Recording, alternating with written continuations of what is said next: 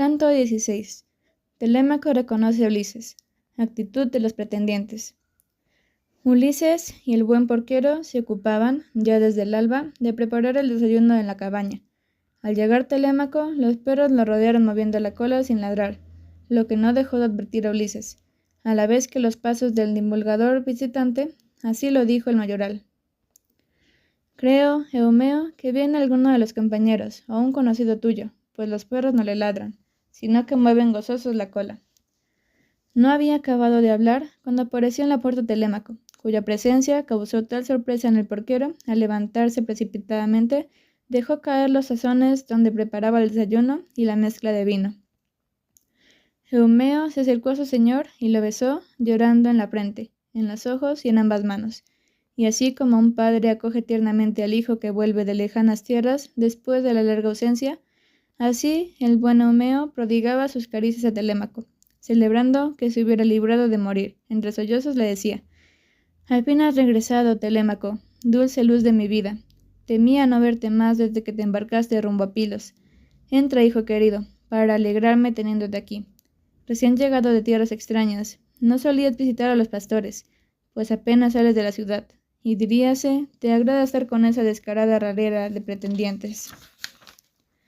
El discreto Telémaco le contestó: «He venido a verte y saber si mi madre continúa en el palacio o si se ha casado, y en este caso, si el lecho de Ulises está abandonado y lleno de telarañas». A lo que el mayoral contestó: «Tu madre sigue en el palacio, siempre fiel y entregada, noche y día a su pena, llorando». Eumeo tomó la jabalina de Telémaco, mientras éste franqueaba el empedrado umbral de la cabaña. Ulises hizo entonces un movimiento para cederle el asiento, pero Telémaco lo contuvo y dijo: «No te muevas, extranjero, ya habrá para mí otro sitio, y no falta quien lo prepare». Eumeo se apresuró a tender el suelo un montón de ramas verdes, cubriéndolas con pieles, para que se sentara el hijo de Ulises. Luego le sirvió carne asada, que había quedado en la víspera, lleno de pan, los canastillos, y mezcló el vino dulce como la miel. Hecho lo cual, se acomodó frente al divino Ulises. Después de que hubieron satisfecho su apetito, Telémaco preguntó al mayoral: «¿De dónde viene, abuelo, este extranjero? ¿Qué marineros lo trajeron y quiénes decían ser? No creo que haya venido a pie».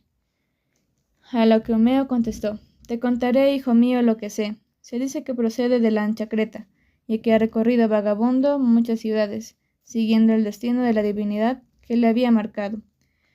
Obligado a huir en una nave donde venía, ha refugiado aquí, y así te lo entrego para que hagas con él lo que bien te parezca, encomendado el hombre a tu bondad».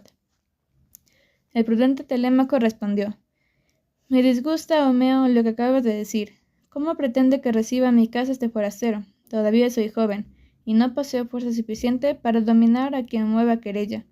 En cuanto a mi madre, está la pobre en gran perplejidad, no sabiendo si quedarse en el palacio por respeto al lecho conyugal y temor a las sabidurías, o aceptar el aqueo mayor de nobleza y más generoso en cuanto a los que la pretenden. Ahora bien, Eumeo, este huésped tuyo puede contar con el regalo que le daré de hermosos vestidos, un manto y una túnica, una espada de doble filo y sandalias, además con la promesa de que ordenaré que le lleven donde pida. Entretanto, si te parece, atiéndale aquí y que no salga. Yo le enviaré lo necesario, pues no quiero que pese sobre ti y los compañeros. Únicamente exijo que no se acerque a los pretendientes, cuya insolencia llega a la locura. No dejarían de injuriarlo, y eso me produce mucha contrariedad». Impresionado de lo que oía, el paciente Ulises dijo: «Me desgarra el corazón, amigo, conocer las odiosas intrigas de los pretendientes y que tú vayas a sufrirlas. Pero, ¿ocurre esto porque toleras que te odien las gentes del país, obedeciendo el designio de algún dios? ¿Tienes alguna queja de tus hermanos?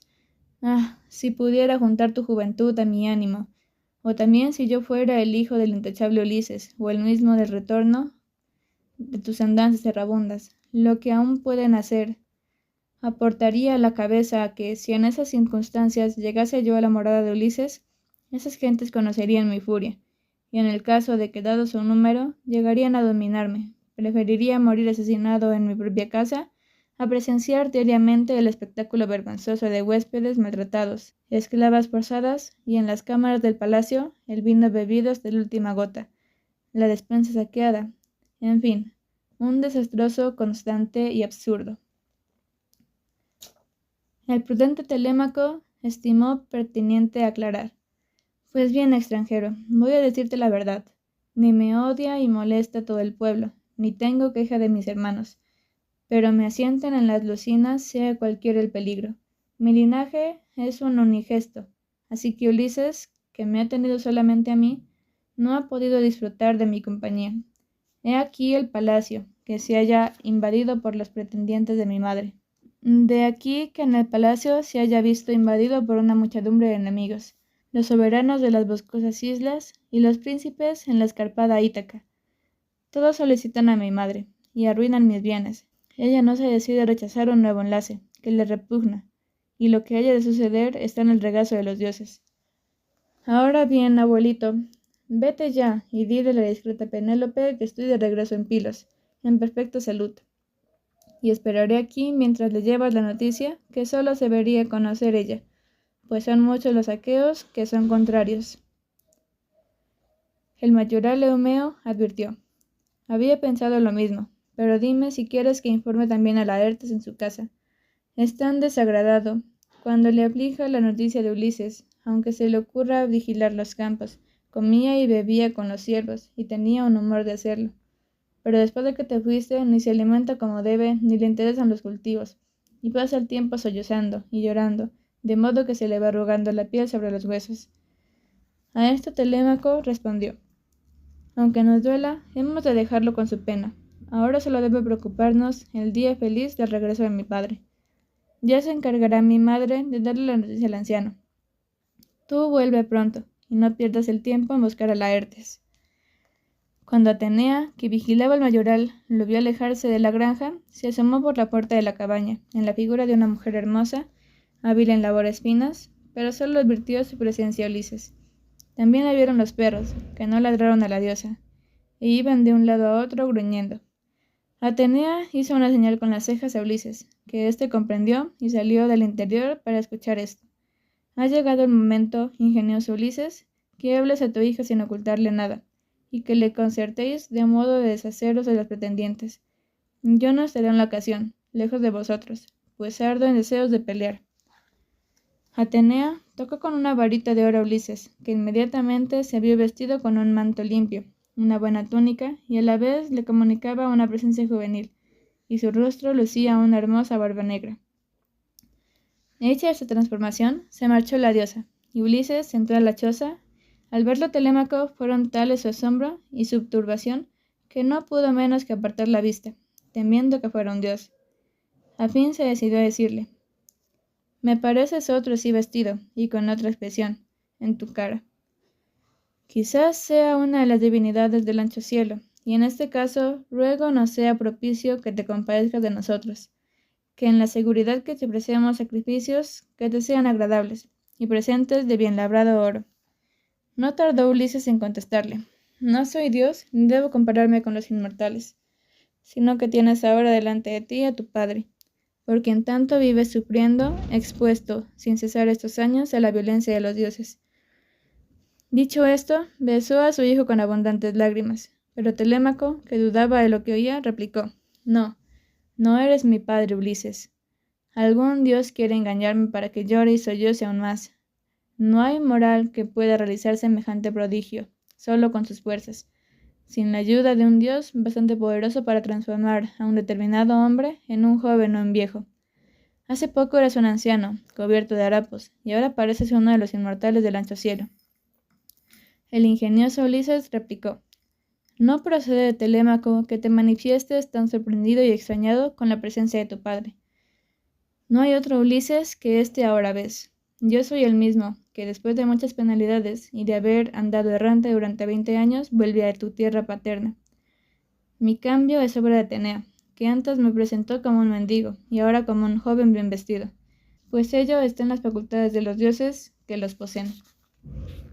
Entonces Ulises se sentó, y Telémaco se precipitó a escucharlo entre sus brazos, deshaciéndose uno y otro en llantos, lamentos y sollozos. Ello con tal ruido que diríase agudas semejanzas las aves rapaces cuando los pastores le quitan las crías antes de que sepan volar. En esas situaciones, lastimera le habría encontrado en la noche, si Telémaco no hubiera decidido preguntar al padre: «Dime, ¿qué nave y qué marineros te han traído a Ítaca? Pues no creo que haya llegado a pie». «Te contaré», le respondió Ulises, «toda la verdad. Me han traído hombres feacios, marineros famosos que acostumbran conducir de extranjeros cuando llega alguno a su isla. He venido a este sitio, obedeciendo a la diosa Atenea, para que nos pongamos de acuerdo acerca del modo de aniquilar a los pretendientes. Dime cuántos son y qué clase de gentes, para que yo sepa si bastaremos los dos contra ellos o si necesitaremos alguna ayuda». Telémaco contestó: «Siempre he oído, padre, alabar el vigor de tu brazo en las batallas y tu prudencia a la hora del consejo, pero lo que acabas de decir no deja de sorprenderme, pues no sería posible a los dos solos enfrentarse tantos hombres, que no son 1 o 2 docenas, sino muchos más. Como vas a ver, de Duliquio hay 52 jóvenes, distinguidos con 6 criados, de Same 24, de Láquinto 20 aqueos, y de la misma Ítaca 12, todos ellos de alto linaje, y acompañados de Heraldo Mendón, de la Eda, y 2 sirvientes notables que en el arte de trinchar. Siendo tan numerosos, cuando se hallaban juntos correrías grave riesgo, por lo que hemos de buscar algún auxiliar dispuesto a luchar con valor». El ilustre Ulises le confió: «Escucha y dime si crees que bastará Atenea, apoyada por Zeus, o si habrá de pensar en algún otro refuerzo. Sin duda, observó Telémaco, son buenos los elementos que mencionas, aun cuando habiten las alturas entre las nubes, pues les asiste poder sobre los hombres, y aun sobre los inmortales». Ulises se aclaró enseguida: no estarán lejos en la violenta ocasión. Ahora bien, luego que amanezca, vuélvete a casa, y reúnete con los pretendientes en la sala del palacio. En mayoral me acompañará un mendigo anciano y de miserable presencia. Si ves que me injurian y tratan mal, tómalo con resignación. Incluso si me sacan rudamente de la casa y me pegan, déjalos que hagan. Bien que les puedes rogar que me dejen, seguramente no te atenderán, pues ya se acerca su hora. Otra cosa todavía, cuando Atenea, excelente consejera, me diga de actuar, te haré una señal para que recojas las armas de la sala y las lleves a la cámara de arriba, procurando dar alguna fingida explicación para que los pretendientes, cuando adviertan que han desaparecido y quieran saber el motivo, puedas decirles: «Las he quitado de ahí porque el humo las perjudicaba. Diríanse que no son las mismas armas que dejó Ulises cuando se fue a Troya, pues se han vuelto negras. Además, Zeus me ha sugerido otra razón para ello, y es que teniéndolas a mano, podríais un día, dominados por la bebida, pelear y causaros heridas, ya que el hierro mortífero atrae al hombre. Deja 2 escudos de cuero de buey, 2 espadas y 2 lanzas que alcance de la mano, de modo que podamos tomarlas cuando decidamos acometer a los enemigos, que entonces Atenea y Zeus se encargarán de ofuscar. Es necesario que mi presencia real sea ignorada por todos: Laertes, el porquerizo, los sirvientes, la misma Penélope. Procuramos tú y yo conocer las actitudes de las gentes de la casa, cuáles son las leales y cuáles no». El noble hijo de Ulises observó: «Debes, padre, reflexionar acerca de este propósito, pues necesitarías hacer largo tiempo para llevarlo a práctica y averiguar lo que deseas saber de los servidores». Los pretendientes continuaron devorando los bienes. «Creo que debes limitarte a indagar cerca de las mujeres y dejar a los hombres para más tarde». Mientras hablaban, llegaban a Ítaca la sólida nave que había conducido Telémaco y compañeros. Tan pronto entró en la rada, los tripulantes sacaron a los aparejos y trasladaron a la casa del Citilio los magníficos regalos que traían. Después enviaron un heraldo a Penélope, para que comunicarle la llegada de Telémaco, y que el mensajero que se encontró con el mayoral que iba con igual noticia. Al conocerla, los pretendientes manifestaron disgusto y alarma. Uno de ellos, Eurímaco, fue el primero en comentarla, de modo que ese insolente de Telémaco ha llevado término su hazaña. Nadie lo hubiera creído, Conviene echemos al mar el mejor navío que podamos con buenos remeros, que vayan al encuentro de los compañeros y les digan que vuelvan enseguida. En ese mismo momento, uno de los reunidos vio que entraba en el puerto la nave de los comprometidos, que ya en tierra no tardaron en lamentar la inutilidad de la expedición para acabar con Telémaco. No sin añadir, sin duda lo salvó por ahora alguna divinidad, pero con todo debemos librarnos de él, pues nuestro asunto no irá bien mientras viva. Es hombre discreto, inteligente, atrevido, y nosotros tenemos enfrente al pueblo. No le dejemos tiempo para reunir en el ágora a los aqueos, pues no dejaría de denunciar que hemos fracasado en nuestra resolución de matarlo. Seguramente el pueblo no aprobaría tal actitud al saberlo, y hemos de estar alerta ante lo que pudiera ocurrir. No vayan a echarnos del país y obligarnos a refugiarnos en otras tierras. Evitemos tal riesgo matándolo en algún sitio apartado del campo o camino de afueras.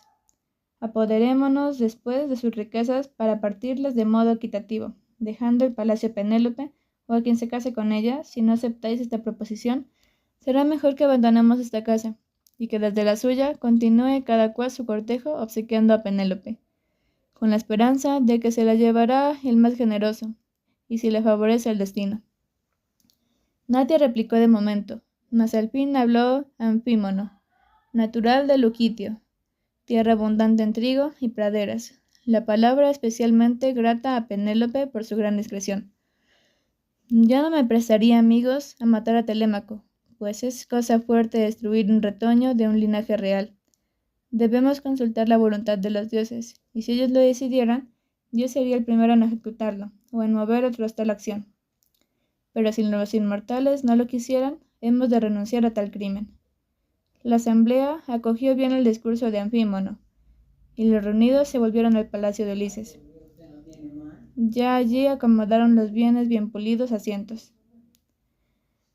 Ahora se les ocurrió a la prudente Penélope hablar a los pretendientes, pues le había llegado el rumor de que habían tramado la muerte de su hijo. Cuando estuvo cerca, se bajó el velo, e increpó uno de ellos estos términos: Antino, insolente y trapacero, infundadamente te estiman en Ítaca, entre los de tu edad, por la discreción y la elocuencia. Eres un gran insensato, si no, ¿por qué más quintabas contra Telémaco, cayendo en Traquilesio? ¿Has olvidado que tu padre llegó a esta casa fugitivo por miedo al pueblo ariado, y que fue Ulises quien contuvo la muchedumbre enfurecida? Y ahora eres de los que devoran los bienes de Ulises, pretenden a su esposa, y quieren matar al hijo, martirizándome así. Te conmino conmigo, Antino, a que ceses esa actitud y hagas que también cesen los demás.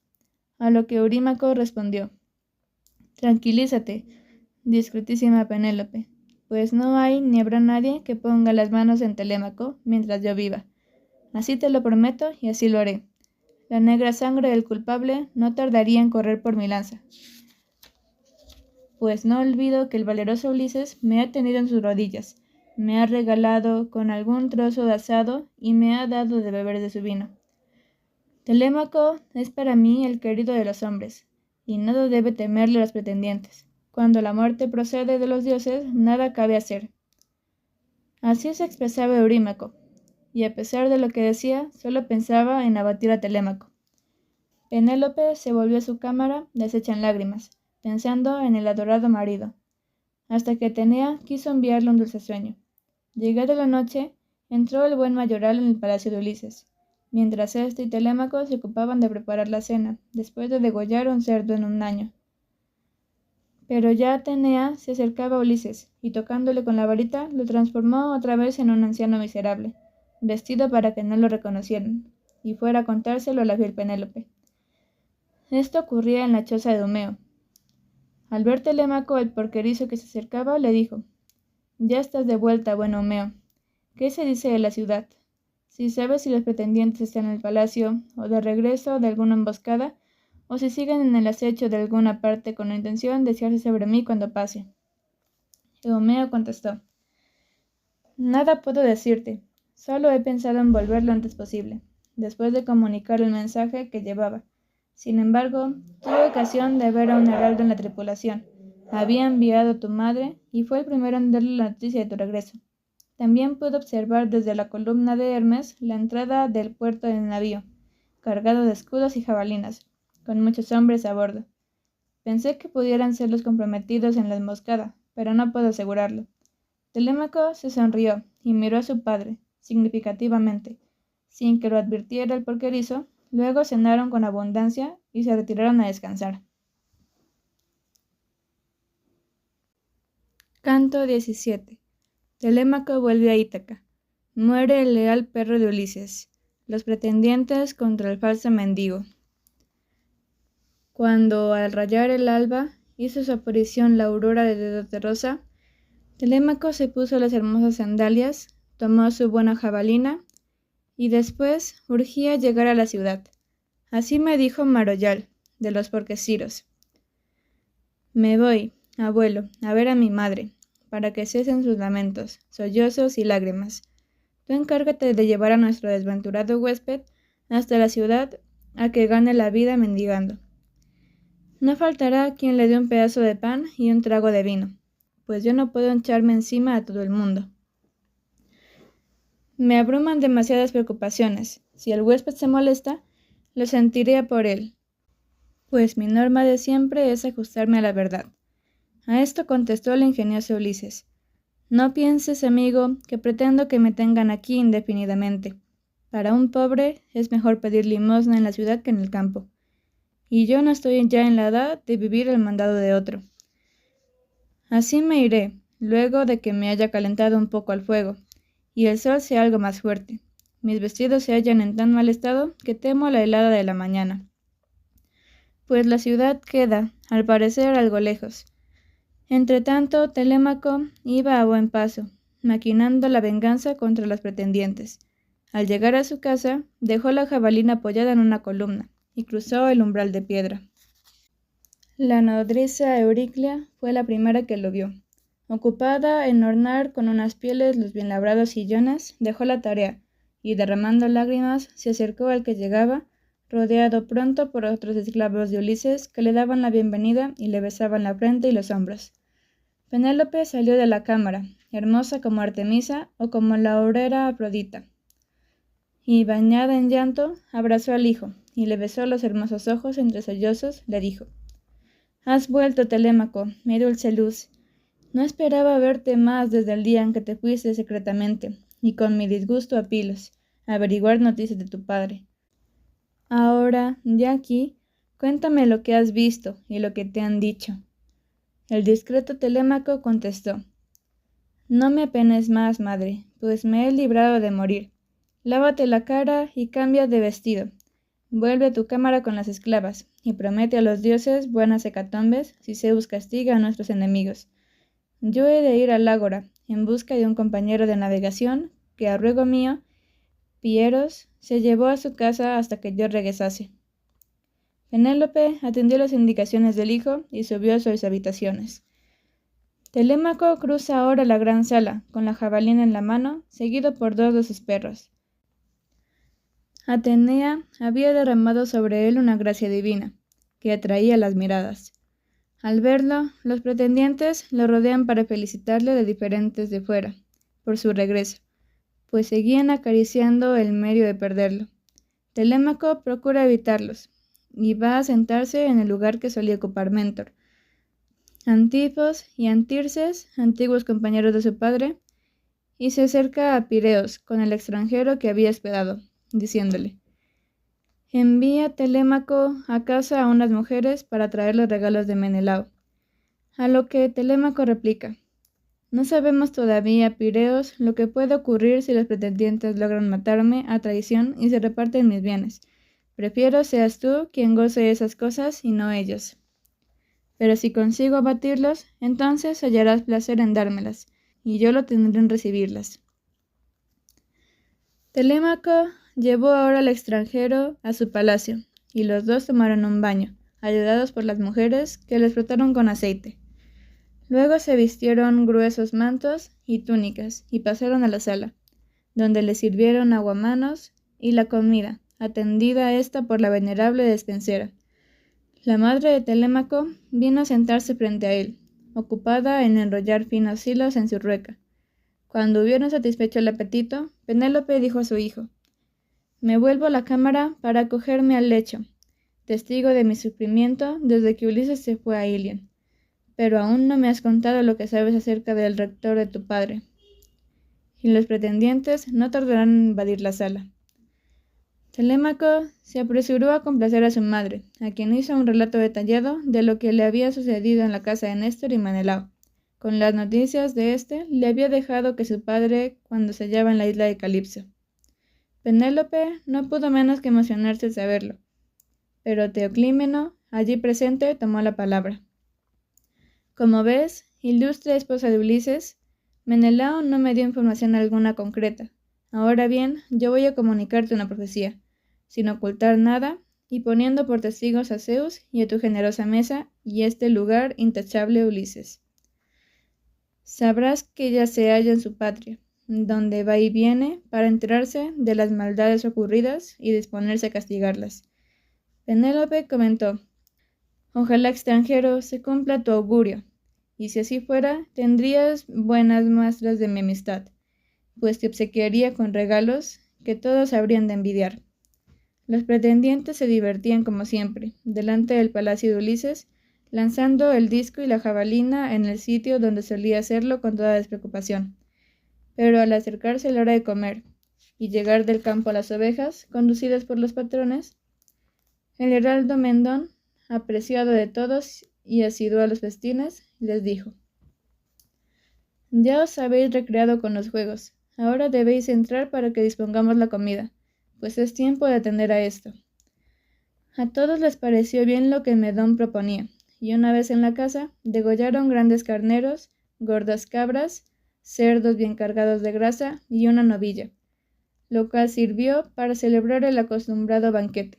Entretanto, Ulises y el mayordal de los porqueros iban a buen paso hacia la ciudad.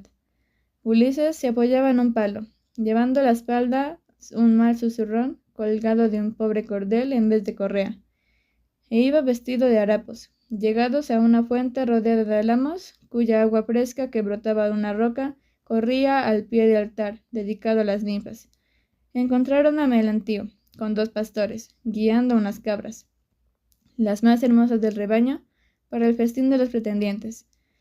Al ver a Ulises y Eumeo, comenzó a insultarlos de la manera más grosera, con gran indignación de Ulises: «Ahí va un canalla, que acompaña a otro canalla, pues los dioses gustan de emparejar a los semejantes. ¿A dónde llevas por querizo del diablo a ese gorrón, a ese aguafiestas? Un hombre que va de puerta en puerta mendigando mendrugos de pan. Si me lo cedieses, lo pondría a guardar mi granja y cuidar del establo y llevar verde pasto a los vitrillos, y el hombre engordaría allí. Mas temo desendañe trabajar y prefiera pordiosar para llenar la panza. Ahora bien, voy a decirte algo que te interesa. Si resuelve llegar al palacio de Ulises, de por seguro será recibido con una lluvia de escambeles, que lo dejarán mal parado». Diciendo esto, al pasar junto a Ulises, le soltó una pequeña patada en la cadera. Ulises quedó firme en el sitio, no sin preguntarse si le respondería con buen tranzaco de su cayado o si lo alzaría en velo para estrellarlo contra el suelo. Pero decidió contenerse, y fue el porquerizo quien respondió: «Oh ninfas de las fuentes, si alguna vez Ulises os hizo el sacrificio de buenos muslos y cabritrillos y corderos, escuchad mi súplica, que una divinidad benigna nos devuelva al amo. Verías entonces, Melantino, cómo te harán pagar las insolencias y tu descaro de perder el tiempo en la ciudad mientras dejas el ganado al cuidado de malos pastores para que no se ocupen de vigilarlo». El cabrero Melantino replicó alterado: «¿Qué dice ese perro metido siempre en maldades? Cualquier día lo cojo y lo llevo en un navío lejos de Ítaca, para sacar una buena ganancia en su venta. En cuanto a Telémaco, ojalá caiga hoy mismo atravesado por el arco de plata de Apolo y abatido por los pretendientes, cosa tan segura como imposible el regreso de Ulises». Melantío siguió su camino a buen paso, mientras Ulises y Eumeo iban despacio. Al llegar a la vista del palacio se detuvieron a cierta distancia para oír la música de una cítara que preludiaba el canto con una aeda. Ulises tomó la mano del porterizo y le dijo: «Esa es, Eumeo, la hermosa morada de Ulises, fácil de reconocer entre muchas, magnífica construcción, el patio proporcionado, con su muro y sus cornisas, la puerta ajustada y sólida, que nadie podría violentar. A lo que se me advierte, celebran un festín, y son muchos los comensales, pues llega hasta aquí un olor de grasa, y se oye el eítara que anima los banquetes».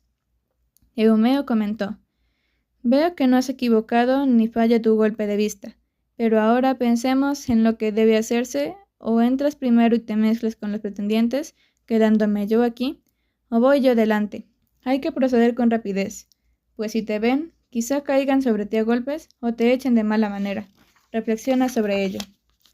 El ilustre Ulises contestó: «Está en los ciertos, yo creo que debes ir tú primero. Me hallo dispuesto a sufrir lo que venga, pero las exigencias del hambre se imponen cuando llega la hora. Ese imperio del maldito vientre de donde tantos males vienen a los hombres. Por ese imperio se arman las naves que surcan los mares, buscando arruinar los enemigos». Mientras hablaban, estaba allí cerca un perro echado, que al oírlos hablar, alzó la cabeza y aguzó las orejas. Era Argos, el perro que Ulises había criado, aunque sin haber tenido tiempo de gozar de su lealtad por haberse marchado a Ilion. Los hombres del lugar hicieron durante algún tiempo que el perro corriese las cabras monteses, los gamos y las liebres, pero el animal quedó después abandonado, y pasaba los días tendido en un montón de estiércol de muslos de bueyes, lleno de garrapatas. Al reconocer a Ulises, movió la cola y dejó caer las orejas, pues no le quedaban fuerzas para acercarse al amo. Al notarlo Ulises, sintió humedecérsele los ojos, sin que Eumeo lo advirtiera, y dijo a éste: «¿Cómo está ahí tirado un perro tan hermoso? Aunque bien pudiera ocurrir que su velocidad no corresponda a la excelente estampa, pues sucede con muchos perros de lujo». Eumeo contestó a Ulises: «Es el perro de un hombre que murió lejos de aquí. Si conservara el empuje de antes, te asombraría su ligereza e ímpetu. No había pieza que se le escapara del bosque, y qué olfato el suyo para seguir la pista, pero el pobre ya está viejo. Su dueño ha sucumbido lejos del país, y las mujeres no le atienden, según se les ocurre en los servidores cuando les falta el amo. Sin duda, Zeus merma la capacidad humana al caerse la esclavitud». Dicho esto, Eumeo entró en el palacio y en la sala de los pretendientes, mientras el perro Argos rendía su vida después de haber visto a su dueño nuevamente y a los 20 años de haberse ausentado del país. Telémaco, al advertir la presencia del mayordal, hizo una señal para que se acercasen. Eumeo atentó a la indicación, buscó con la mirada un asiento y ocupó la silla vacía del trinchador. Quedando así frente a la mesa de Telémaco, el heraldo tomó un trozo de carne y se lo pasó a Eumeo, con pan y de un canastillo próximo.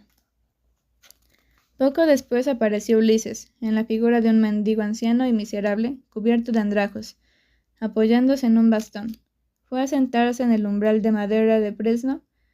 Telémaco puso las manos en el porquerizo, un gran pedazo de pan y otro de carne, que apenas si podía acabar, diciéndole: «Entrega esto al extranjero, y dile que atienda la mano a los pretendientes sin avergonzarse de hacerlo, ya que la necesidad manda». Ulises agradeció a Eumeo la espléndida limosna que puso sobre el pobre Rusón en el suelo. A su lado, mientras Ulises comía, alegraba la sala el canto de la Eda, y cuando los reunidos se daban el bullicio, Atenea se le acercó, y movido a mendigar, para saber quiénes eran gentes compasivas y cuáles no, lo que Ulises supo representar con la soltura de un pordiosero habitual. Apiadados, los pretendientes no le negaron su limosna de pan, pero extrañados ante esa presencia de un hombre desconocido, se preguntaban quién podía ser y de dónde vendría. Melantio les dijo que había venido con Eumeo, y que Antino protestó irritado: «¿Por qué nos has traído a este hombre a la ciudad, mayoral? ¿No tenemos nosotros sobrados vagabundos que no nos dejan en paz y molestan en los banquetes?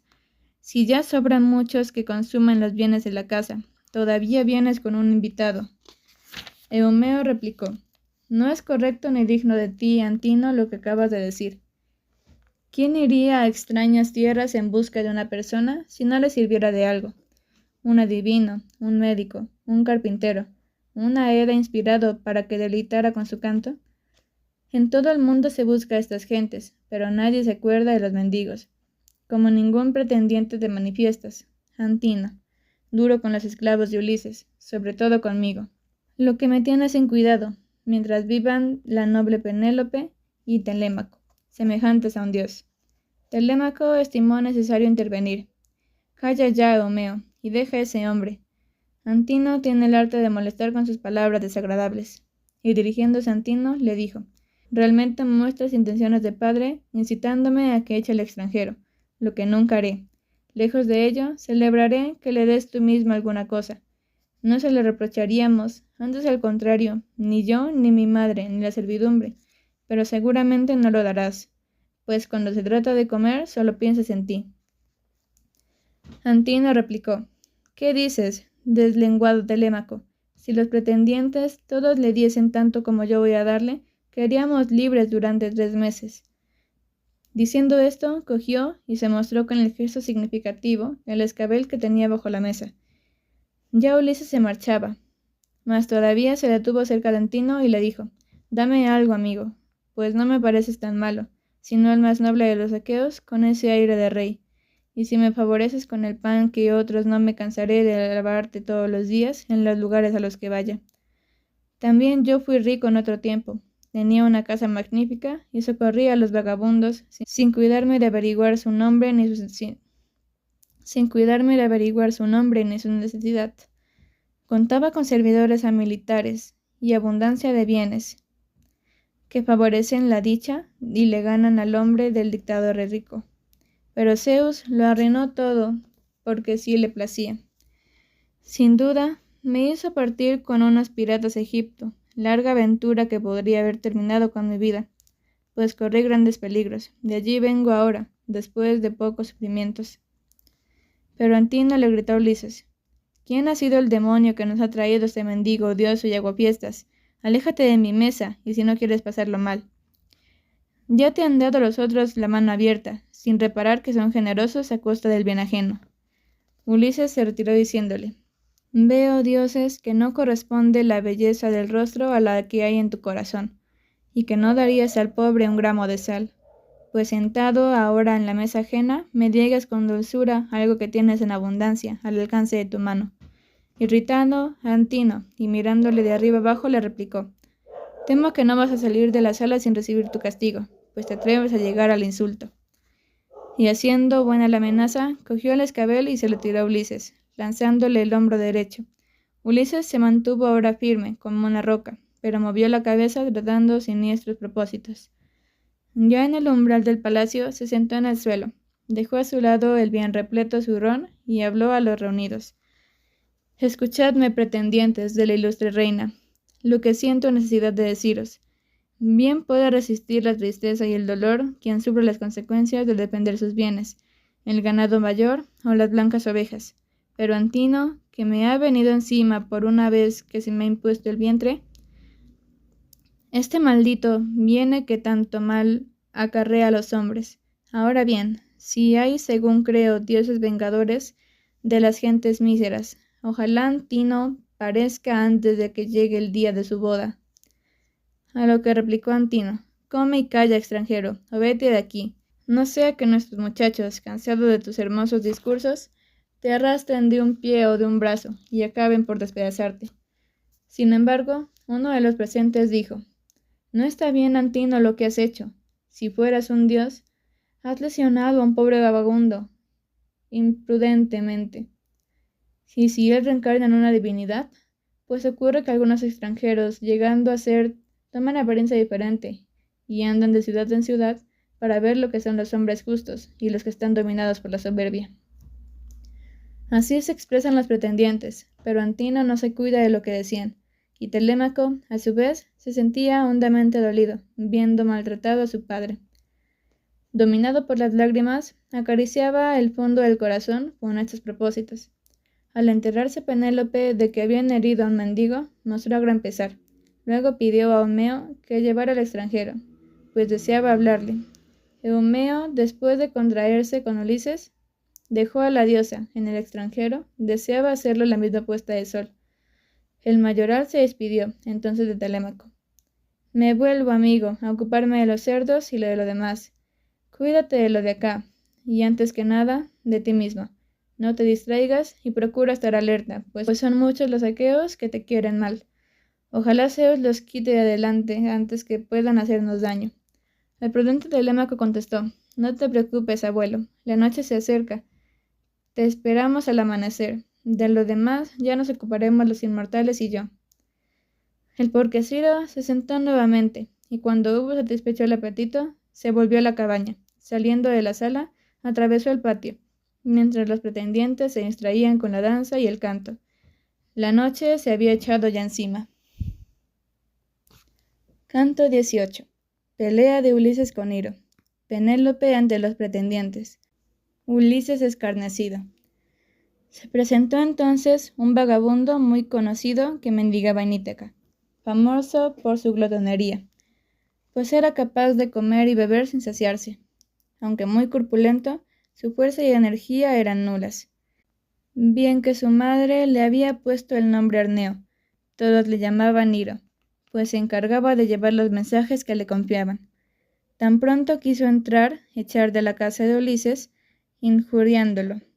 Fuera de aquí, viejo. Vete si no quieres que te saquen a rastas. ¿No repararás las señas que me hacen para que te largues sin más?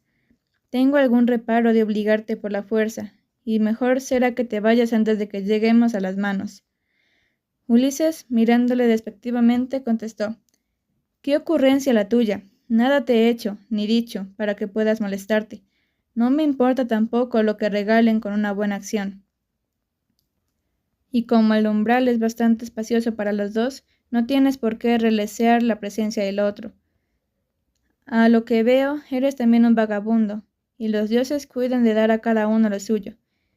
Déjate pues de amenazas y de provocarme si no quieres que anciano y todo te bañe en sangre el pecho y la boca, librándome así de ti en adelante. Airado, el vagabundo Iro replicó: Se le ha ido la lengua a este glotón. Hablo como una vieja al calor de la chimenea. Mal te van a dejar mis manos, y me parece que vas a perder los dientes, cual la marrana que hace estragos en las cosechas. Prepárate para que todos vean la pelea, aunque no te has de arreglar para enfrentarte a un hombre más joven. Cuando el vigoroso Antino advirtió la disputa, se echó a reír y dijo a los compañeros: Venid, amigos, a presenciar la mejor diversión que una divinidad ha querido traernos. El forastero e Iro riñen, y pronto se irán a las manos. Procuremos que no tarden en hacerlo. Ante la promesa de tal fiesta, todos se levantaron y rodearon a los harapientos mendigos. Antino hizo esta promesa: Tenemos en el fuego para la cena vientres de cabra rellenos de grasa y sangre. El que gane la pelea podrá tomar esas viandas a su elección y quedará desde ahora invitado a nuestros festines, sin que en adelante admitamos ningún otro pordiosero en nuestra mesa.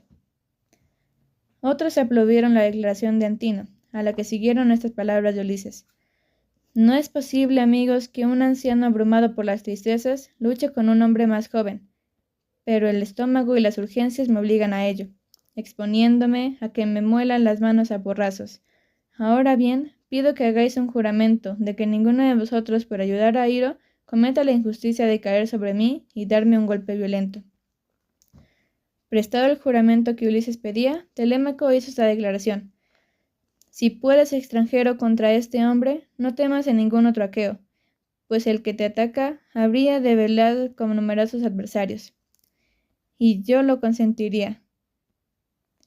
Si puedes, extranjero, con este hombre, no temas en ningún otro aqueo, pues el que te atacase habría de velarse con numerosos adversarios. Ni yo lo consentiría, ya que te he escogido con mi hospitalidad. Y además, he aquí dos caudillos, Antino y Eurímaco, que piensan como yo. Ulises se ciñó los harapos, dejando ver sus fuertes músculos y sus anchas espaldas, el pecho y los brazos robustos, mientras Atenea se acercaba y duplicaba su vigor Al advertir, los pretendientes se hacían admirados. Lo que le espera a Iro, basta con ver los músculos que descubre el viejo bajo sus andrajos. También Iro se daba cuenta ahora, y temblaba, pero los criados le ciñeron las ropas a la fuerza y lo cercaron muerto de miedo, no sin que Antino se lo reprochase, diciéndole entre cosas: «Si el otro gana, cuenta que te echaré en un navío para enviarte al continente, al dominio del rey Equeto, azote de los mortales, que te cortará la nariz y las orejas, sin compasión alguna, te arrancará las partes viriles y se te las dará crudas a los perros voraces». Al oírle Iro tembló aún más, pero lo empujaron hacia el terreno de la lucha. Ya frente a frente los adversarios, el noble Ulises reflexionó si le daría un golpe mortal y definitivo, o si lo dejaría tendido en el suelo como una acometida menos fuerte. Pensó que sería esto lo mejor, para que los aqueos no lo reconocieran. Los brazos en alto, y ya uno contra el otro, Iro alcanzó el hombro derecho de Ulises, quien respondió con un golpe tan fuerte bajo la oreja que le rompió el hueso y lo bañó en la boca en sangre.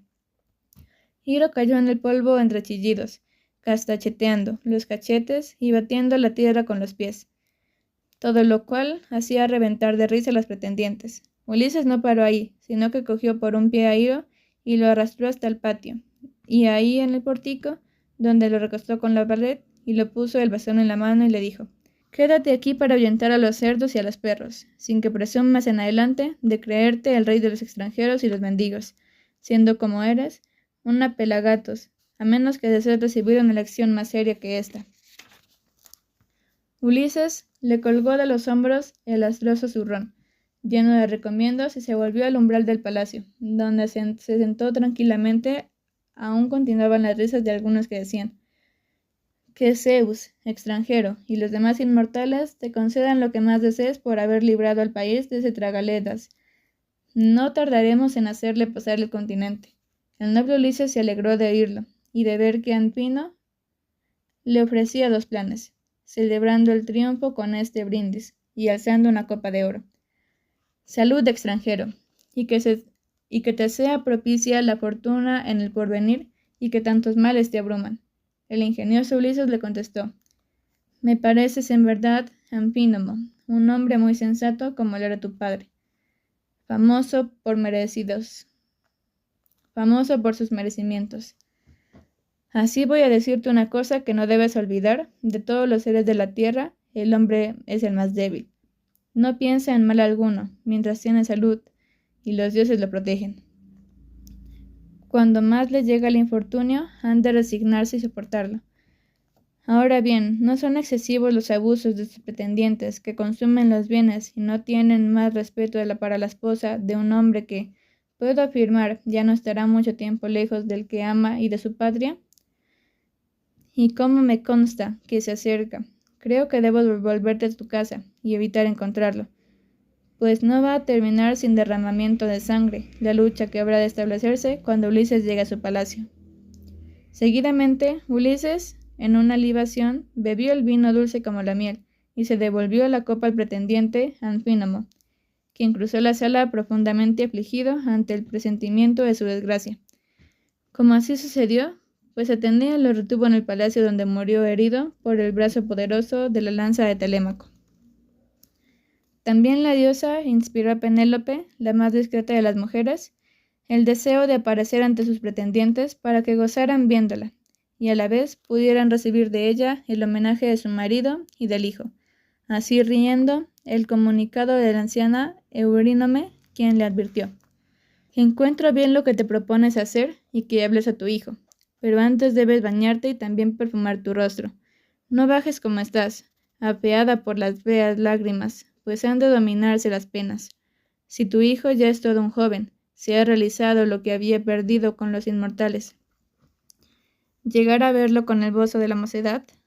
Penélope hubo de replicarle: «Me hablas, Eurínome, llevada de tu afecto. Sin embargo, no quieras que me bañe y acicale, pues he perdido mi belleza desde el día en que Ulises se fue en las cóncavas naves. Pero diles a Antino e Hipodámina que vengan y me acompañen, pues no me agrada presentarme sola ante los hombres». La anciana obediente fue a comunicar el deseo de Penélope. Ahora bien, Atenea pensó otra cosa, y le envió un dulce sueño. durante el cual le favoreció con todos los dones inmortales para la admiración de los aqueos. Empezó por hacer que su hermoso rostro adquiriera un reflejo mediante un perfume grato a Citherea. Hizo sus ojos mayores, comunicándoles una mirada majestuosa. Blanqueó su piel, dándole un color de marfil en polvo. Cuando llegaron las esclavas, Penélope despertó al ruido de su voz y les dijo mientras se frotaba las mejillas: «A pesar de la tristeza, me ha venido un agradable sopor. Ojalá la casta Artemisa me envíe una muerte suave, para que no sufra más pensando en el esposo querido y en sus muchas virtudes, pues nadie le aventaja entre los aqueos». Luego descendió de la magnífica cámara enseguida de 2 servidoras. Al verle a los pretendientes dominados por la pasión, se sintieron encendidos en deseos de compartir su lecho, pero ella, desentendiéndose de las miradas, se dirigió a su amado hijo. «Veo, Telémaco, que te han abandonado en el criterio y la reflexión que tenías cuando eras niño. Han ultrajado en la sala a un huésped nuestro y lo has consentido. ¿Qué se diría de nosotros si un extranjero sucumbiese en esta casa de víctima de una violencia? La vergüenza y la infamia caerían sobre ti para siempre». El discreto Telémaco contestó: «No puedo quejarme, madre, de tu reprensión, pero si era hasta ahora un niño, ya sé lo que es el bien y lo que es el mal, aunque no acierte a saber lo que debo hacer. Estoy desconcertado ante esta muchedumbre de gentes que no se sienten a vuestra mesa y buscan mi ruina, sin que yo tenga quien me defienda. Eso aparte de esa pelea en el forastero. Iro no fui cosa de los pretendientes. Por fortuna, nuestro huésped fue el vencedor. Ojalá le ocurra a ellos igual que a Iro, incapaz ahora de ponerse en un pie y volver a su casa. Tan inútil ha quedado». A su vez, Eurímaco dirigió a Penélope estas elogiosas palabras: «Hija de Icarios, prudente entre las mujeres, si te vieran los aqueos de Argolia, habría aún más pretendientes en tu palacio, y se celebrarían banquetes desde la aurora, pues a todas las mujeres ganas en belleza, talle y fino espíritu». Penélope supo contestarle: «Mis encantos, Eurímaco, me los quitaron los inmortales, cuando los argavios se fueron hacia Ilion, y entre ellos mi esposo Ulises. Ay, si volviera y rigiera nuevamente sus bienes, sería mi felicidad más grata y mayor». Al marcharme tomó la mano derecha y dijo: «No creo, mujer, que todos los aqueos vuelvan sanos y salvos de Troya. También los troyanos son buenos guerreros con la lanza y las flechas, o montando veloces caballos. Por esto, ignoro si retornaré algún día o sucumbiré allá. Cuida de todo. Sigue atendiendo a mis padres como lo has hecho hasta ahora, y todavía más durante mi ausencia. Y pasado el tiempo, cuando nuestro querido hijo le apunte la barba, puedes casarte con quien quieras y dejar la casa». Esto es lo que hacía, y ahora veo que va a realizarse cuanto había previsto, pues va aproximándose la noche que esta desventura habrá de someterse a un matrimonio odioso, en circunstancias desagradables y contrarias a las antiguas costumbres. Según estas, los que pretendan a una mujer noble y establezcan una competencia de regalos, se llevan bueyes y buenas ovejas para que obsequie con los convidados, y le ofrecen ricos presentes, sin que nadie se le ocurra pensar sobre los bienes ajenos y festejarse gratuitamente. Ulises se alegró de oírla, solicitar dádivas y halagar a los pretendientes con amables palabras, mientras él planeaba cosas diferentes, pero Antíoco replicó a Penélope: «Harás, Penélope, en recibir los obsequios que te traigan, pero no aguardes a que nos retiremos y volvamos a nuestros asuntos antes de que hayas tomado el esposo que estimas merecedor». A tales palabras de Antíoco respondieron los pretendientes, enviando heraldos a las respectivas moradas para que fueran a buscar regalos. El heraldo de Antíoco trajo un hermoso velo bordado con 12 hebillas de oro adaptadas a corsets lindamente curvados. El de Eurímano, un labrado collar, también de oro, formado por borlas de ámbar, relucientes como el sol. Y el de Eurímante, 2 pendientes en 3 perlas gruesas como moras, joya de maravillosa gracia. El del noble Pisandro, una rútilmente gargantilla, y como estos, los demás aqueos hicieron traer espléndidas cosas que las esclavas de Penélope llevaron a su cámara cuando regresó a ella. Nuevamente los reunidos se entregaron a los placeres de la danza y del gustoso canciones de espera en la noche. Nuevamente los reunidos se entregaron a los placeres de la danza y de gustosas canciones a espera de la noche. Invadida ya en la sala por las sombras, dispusieron 3 terneros para las antorchas de madera secas e inflamables, combinadas con teas, que las esclavas del paciente Ulises iban cuidando por turno. En un momento dado, Ulises les dijo: «Ya que el señor de la casa está ausente hace largo tiempo, debéis subir a la cámara de la respetable reina y sentadas junto a ella, distraerla, mientras hacéis gritar el huso o cardéis la lana. Yo me ocuparé de que marchen las luces, y si los de aquí reunidos deciden aguardar la aurora, no tendrán motivos para quejarse de mí, pues no me faltan energías para velar la noche entera». Al oírle, las esclavas se echaron a reír, mirándose unas a otras, y Melanto, de hermosas mejillas, se atrevió a insultarlo, bien que Penélope le había criado como a una hija, y la bien complacida de todos sus caprichos. No le mostraba afecto ninguno, pues se había encontrado en un cuerpo y alma a Eurímaco. Así, en esta ocasión, injurió a Ulises diciéndole: «Odioso extranjero, sin duda has perdido el seso, y bien harías en irte a dormir con la herencia o a otro sitio cualquiera, en vez de atreverte a discutir presumidamente delante de estas gentes. Diríase que estás borracho o chiflado, si así hablas a lo que salga. ¿Acaso se te ha subido a la cabeza haber vencido a Iro, ese pobre mendigo? Pero ten mucho cuidado, no voy a hacer que conozcas otros puños, más vigorosos, y te veas echado aquí, bañado en sangre». Ulises, indignado, replicó: «Ahora mismo voy a contárselo a Telémaco, para que te castigue como mereces». Palabras que espantaron a las mujeres, haciéndoles alejarse temblando. Pero Ulises solo se ocupó ya de cuidar las antorchas, bien que continuasen madurando sus planes. Atenea permitía los ultrajes de los pretendientes para que Ulises sufriera aún más, y así Eurímaco llegó a dirigirle sarcasmos que le hacían reír a los compañeros. «Sin duda este hombre ha venido aquí por voluntad de los inmortales, y diríase que el resplandor de esas antorchas sale de su cabeza, pues no tiene un solo pelo en ella». Y a continuación se dirigió a Ulises: «Dime, extranjero, si querías trabajar en mis campos lejanos, te daría un buen salario por la tarea de recoger espinos para hacer setos y ablandar árboles. Tendrías comida abundante, vestido y calzado, mas dudo que sirvas, y por otra parte, seguramente prefieres ir de un lado a otro, mendigando para llenar tu insaciable panza».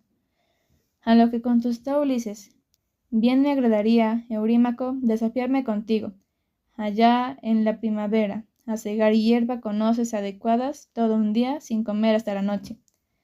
Es una buena pradera. También me gustaría labrar una tierra esponjosa con un tipo de hermosos bueyes de pelo rojizo, iguales en edad y fuerza vigorosa. Verías si sé hacer surcos rectos. Igualmente te aceptaría que estallara una guerra y me dieran un escudo, 2 jabalinas y un casco de bronce que se ajustara bien a mis sienes. Me verían pelear con los guerreros de primera línea, y no te molestaría en mi vientre. Pero eres un insolente sin corazón, que te crees tan grande y fuerte porque ahora te mueves entre pocas gentes y de escaso ánimo. Ahora bien, si Ulises volviera, las puertas de esta casa serían demasiado estrechas para dejar paso a Eurímaco huyendo». Enojado, el aludido miró a Ulises, de arriba abajo, y replicó: «Miserable, ahora tendrás el castigo que mereces por tu imprudencia al hablar así delante de esos hombres. O se te ha subido el lino a la cabeza, o has perdido por haber ganado a tiro». Seguramente cogió un escabel, pero Ulises, viéndose en peligro, se abrazó a las piernas de Anfímono, y de golpe fue a dar a un escalón en la mano derecha, haciéndole caer de espaldas y rodar la copa de vino que iba a servir. Los pretendientes, al verlo, movieron gran alboroto en la salida, invadida por las sombras, y decían: «Bien hubiera hecho ese extranjero en acabar su vida por allá sin venir a molestarnos. Ya no pensamos en otra cosa que no sea en disputar por los mendigos, y si seguimos así, ya no habrá alegría en nuestros festines». El valeroso Telémaco replicó: «¿Estáis locos? Bien se advierte que habéis comido y bebido en exceso, y algún dios os tiene excitados. Sería lo mejor que os fuerais a dormir, y si os lo pide el cuerpo, pues yo no echo de aquí a nadie. Al oírle hablar así, se mordieron los labios, sorprendidos del atrevimiento de Telémaco, y Anfímono hizo este comentario: no hay motivo de enojo por esta justificada apreciación de Telémaco, ni hay para qué responderle en términos violentos. Evitad toda molestia al extranjero y servidor algunos de la casa. Ahora que el escanciador nos sirva una ronda para hacer una libación antes de retirarnos. Dejemos a Telémaco que se cuide con el forastero. Todos manifestaron su conformidad con Anfímono y se hizo lo que se había propuesto.